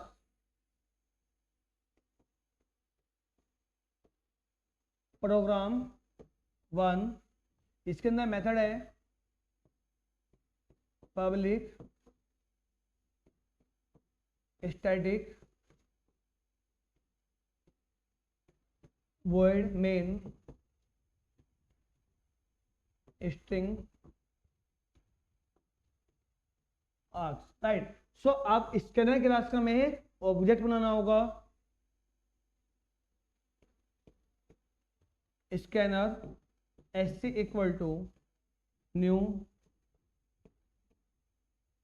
scanner system dot in को एज ए इनपुट लेता है, राइट। अब sc ऑब्जेक्ट की हेल्प से मैं इनपुट ले सकता हूं। सो मैंने प्रिंट किया, मैंने मैसेज लिखा है system dot out dot print L N enter a number. Yeah, right. So next one is int number equal to sc dot. इस ऑब्जेक्ट की हेल्प से मैं क्या करूंगा, नेक्स्ट इंट. नेक्स्ट इंट एक फंक्शन है स्कैनर क्लास का. किसका? स्कैनर क्लास का, जो एज ए इनपुट लेने के, इंटीजर को एज ए इनपुट लेने काम आता है. और जैसे मुझे इनपुट मिल जाएगा मैं बाद में प्रिंट कर दूंगा system dot out dot print Elon, और सिंपली मैं यहाँ पर नंबर को प्रिंट कर दूंगा. इसके साथ मेरी मेन क्लास यहाँ पर क्लोज हो जाएगी एंड यहाँ पर मेरा main function and class close हो जाएंगी. सो इस तरीके से मैं क्या करता हूँ, किसी भी पैकेज को इंपोर्ट करता हूँ. इसको एक एग्जांपल से समझते हैं, इसको रन करके देखते हैं प्रोग्राम को डायरेक्टली.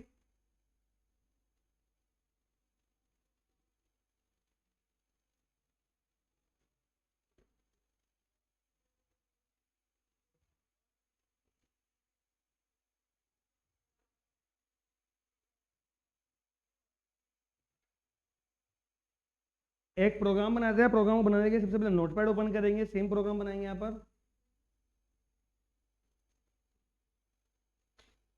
राइट. सो सबसे पहले लिखेंगे import Java dot util dot scanner. Now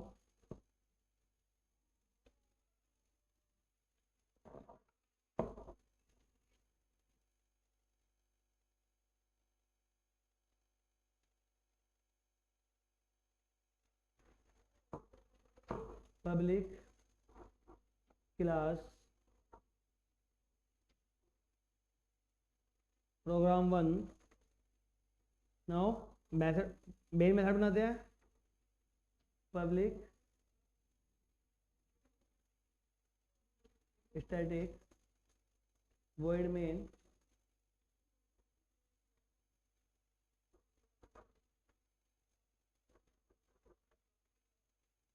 string args.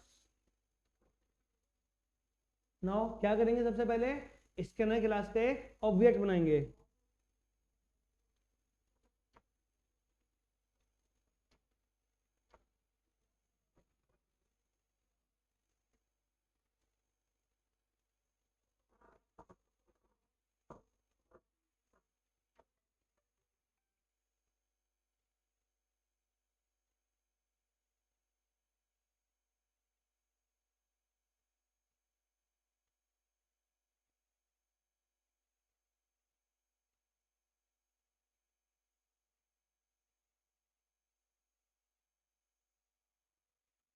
Right. So system dot in and system dot out dot println enter a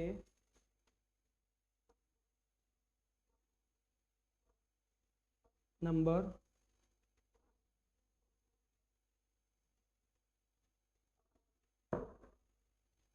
Next int number equals to sc dot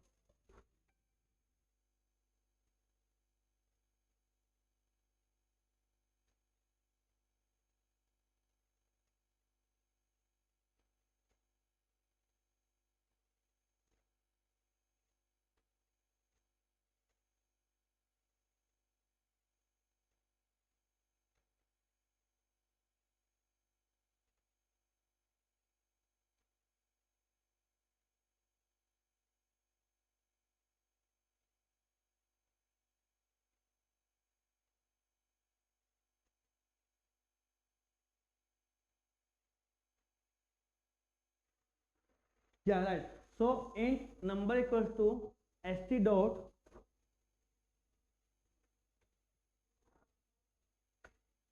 next int. right. Now values आ चुकी है हमारे पास int number नाम के variable में. अब मैं क्या करूँगा, उसको प्रिंट कर दूंगा, system dot out dot print Elon, यहाँ पे मैं सिंपल नंबर को प्रिंट कर दूंगा।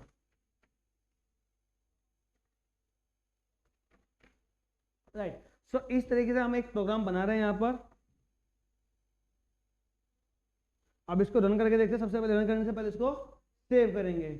तो सेव करने के लिए हम जाएंगे फाइल्स पर, सेव एज, नाउ डेस्कटॉप पर सेव करते हैं इसको, किस नाम से, प्रोग्राम 1,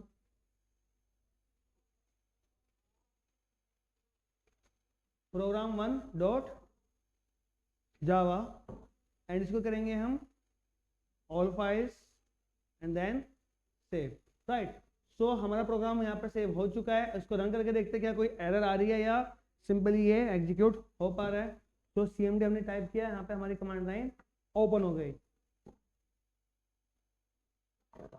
यहाँ पे सबसे पहले हम डायरेक्टली चेंज करेंगे, cd डेस्कटॉप पर आ चुके हैं। यहाँ पे लिखेंगे जावा सी, फाइल का नाम क्या है हमारी, program 1 dot Java. Right, now enter press करेंगे। यहाँ पर कुछ आ रही है एरर। राइट, सो क्या एरर आ रही है उसको जानना ट्राई करते हैं, एरर पढ़ना ट्राई करते हैं। कैसे हम एरर को पढ़ते हैं, प्रोग्राम 1 डॉट जावा में एरर आ रही है, package Java dot यूटिल does not exist. क्यों एग्जिस्ट नहीं करता, क्योंकि जावा डॉट लैंग पैकेज के अंदर स्कैनर क्लास होती है, यूटिल क्लास के अंदर नहीं होती, यूटिल पैकेज के अंदर नहीं होती। उसको चेंज करने के लिए हम क्या करेंगे, सही करने के लिए हम फिर से जाएंगे नोटपैड पर, यहाँ पर हम करेंगे यूटिल की जगह lang, Java dot lang, control S करेंगे, फिर से सेव करेंगे इसको। सेव करने के बाद फिर से कमांड लाइन ओपन करेंगे, यहाँ पर फिर से सेम कमांड लिखेंगे एंड एंटर प्रेस करेंगे। फिर से एरर आ रही है,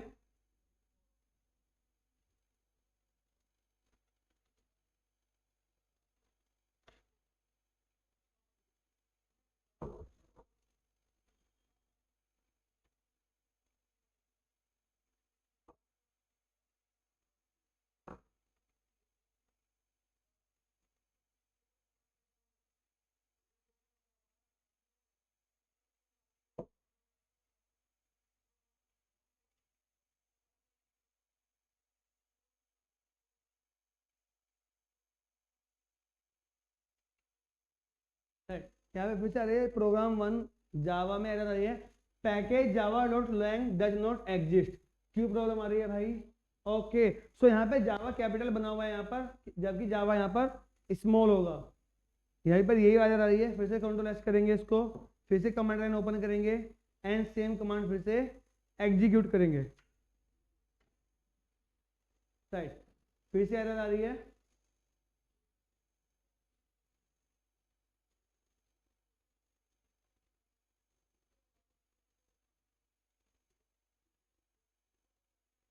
ये आ रही है यहाँ पर error, can not find symbol import Java dot lang dot scanner.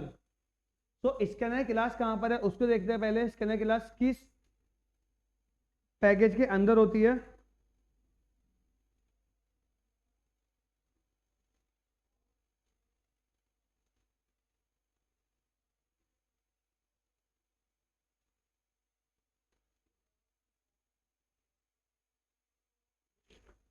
Students माफ कीजिएगा, जो स्कैनर क्लास होती है वो लैंग पैकेज के अंदर नहीं होती, यूटिल पैकेज के अंदर ही होती है। फिर से मिस्टेक की गई है यहाँ पर, कोई बात नहीं, हो जाती है छोटी छोटी मिस्टेक्स।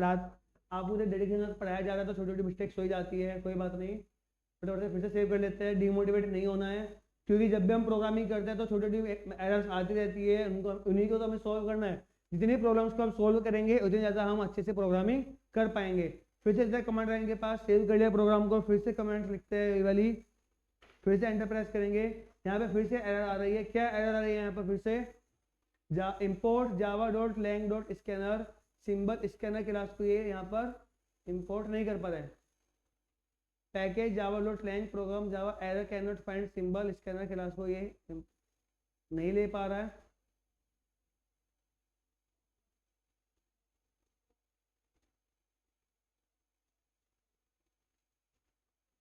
देखते हैं यहाँ पर क्या एरर आ रही है।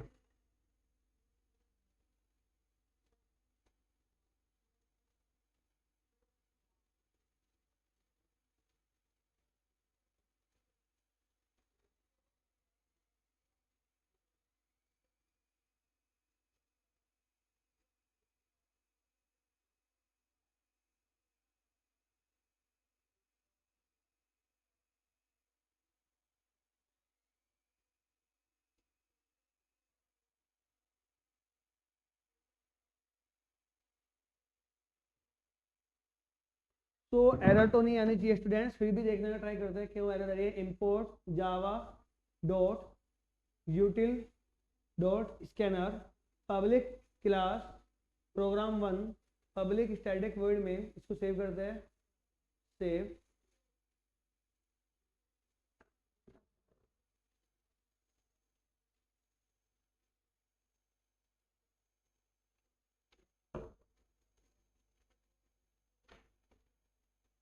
Okay right. सो अब हमारा प्रोग्राम कंप्लीटली कंपाइल हो चुका है, अच्छे से कंपाइल हो चुका है विदाउट एरर। अगर यहाँ पे एरर नहीं आ रहा है इसमें विदाउट एरर हमारा प्रोग्राम कंपाइल हो चुका है। अब हम इसको रन करेंगे। जावा program1 एंड जैसे हमने एंटर प्रेस किया, यहाँ पर लिख कर रखा है एंटर ए नंबर, मैंने लिखा 10। जैसे मैंने 10 लिखा और एंटर प्रेस किया तो बाद में क्या आ गया, फिर से 10 प्रिंट हो गया। राइट, देख सकते हैं स्टूडेंट्स। तो इस तरीके से हम पैकेज को इंपोर्ट करके किसी भी फाइल को यूज कर सकते हैं। तो फटाफट से आगे बढ़ते हैं अपनी लेक्चर की तरफ। राइट, तो उम्मीद है ये चीज आपको समझ में आ रही होगी कैसे हम पैकेज को इंपोर्ट करते हैं और क्या क्या जो मैंने मिस्टेक्स की है, क्या क्या मिस्टेक्स आपको नहीं करनी। जिस पैकेज के अंदर आप काम कर रहे हैं उस पैकेज का एड्रेस, उस पैकेज का नाम आपको पता होना चाहिए। राइट, नाउ कंक्लूजन एंड की टेक अवेज। क्या कंक्लूजन है आज की इस कंप्लीट वन शॉट वीडियो का या कंप्लीट यूनिट 1 का, उसको देखते हैं। Java's OOP concept ensure modularity reusability and ease of maintenance. Java का ओप कॉन्सेप्ट क्या करता है, मॉड्यूलरिटी प्रोवाइड करता है, रीयूजेबिलिटी प्रोवाइड करता है and ease of maintenance provide करता है। Core concepts include classes, objects, inheritance, polymorphism, encapsulation, abstraction and interfaces. क्या क्या कोर कॉन्सेप्ट है जावा के अंदर, क्या क्या स्टूडेंट्स, क्लासेस है, ऑब्जेक्ट्स है, inheritance, polymorphism, encapsulation and abstraction and interface core concepts है। And Java package system and JAR file helps organise and share code effectively. Right, so इसके साथ आज की इस वन शॉट वीडियो को हम फटाफट कंप्लीट करेंगे, क्योंकि आज के इस वन शॉट वीडियो में हमने कंप्लीट यूनिट 1 को कवर कर लिया है। और हमने आज क्या क्या सीखा है, हमने सीखा है जावा के कोर बेसिक्स के बारे में, जावा की हिस्ट्री के बारे में, जावा किसने डेवलप की, हमें जावा यूज क्यों करनी चाहिए, जावा का स्ट्रक्चर क्या होता है, प्रोग्रामिंग का स्ट्रक्चर क्या होता है। उसके बाद हमने देखे ओप्स के कॉन्सेप्ट एंड ओप्स के कॉन्सेप्ट कंप्लीट करने के बाद हमने देखा पैकेज के बारे में। और जितने भी टॉपिक्स आज हमने कवर किए हैं उन सबको हमने हाथ और प्रैक्टिकली रन करके भी देखा है कि प्रैक्टिकली इनको कैसे रन करते हैं। राइट, सो जेडीके कैसे इंस्टॉल करते हैं, जेवीएम, जेआरए, इन सब में क्या क्या डिफरेंस होता है वो सब हमने देखा। एंड इसी साथ मैं करना चाहूंगा आज की इस वन शॉट वीडियो को फटाफट से कंप्लीट। अगर वीडियो अच्छी लगी तो वीडियो को लाइक करके चैनल को सब्सक्राइब करना मत भूलिएगा एंड चैनल को सब्सक्राइब करने के बाद बेल आइकन जरूर प्रेस कीजिएगा। आज की इस वीडियो में इतना ही। जय हिंद, जय भारत।